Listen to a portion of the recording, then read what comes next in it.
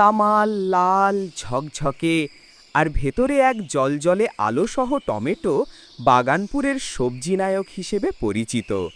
কিন্তু তামালের চোখ সবসময় তার বাগানের বাইরে আকাশের অসীম নীল আকাশ আর তার ওপর ঝিকমিক করে থাকা তারা দেখতে চেয়েছিল সে।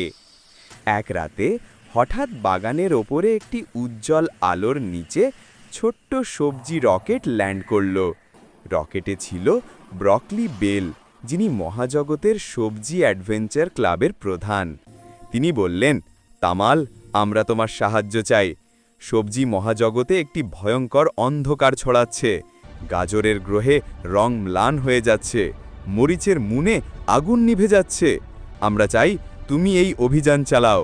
তামাল কোনো দ্বিধা ছাড়াই রাজি হলো। সে তার বন্ধুরা গাজর গোপাল, বেলুন মরিচ লুলু এবং কুমড়ো কুমারকে নিয়ে রকেটে উঠল।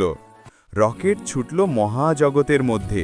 তারা অদ্ভুত গ্রহ আর উজ্জ্বল নক্ষত্রের মধ্যে দিয়ে উড়তে লাগল।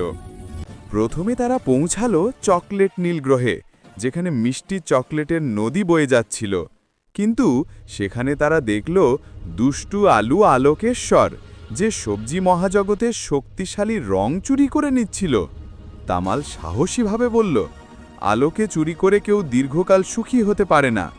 আলোকেশ্বর প্রথমে রুষ্ট হল, কিন্তু তামালের বন্ধুত্বপূর্ণ দৃষ্টিতে সে বুঝল আলো ভাগ করলে আনন্দ বাড়ে।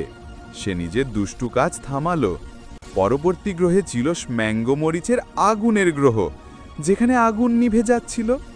তামাল আর তার দল প্রয়োজনীয় জল আর রঙিন আলোর সাহায্যে গ্রহের আগুন ফিরিয়ে আনল। সবজি মহাজগৎ ধীরে ধীরে তার উজ্জ্বল রং ফিরে পেল। শেষে তারা ফিরে এলো বাগানপুরে।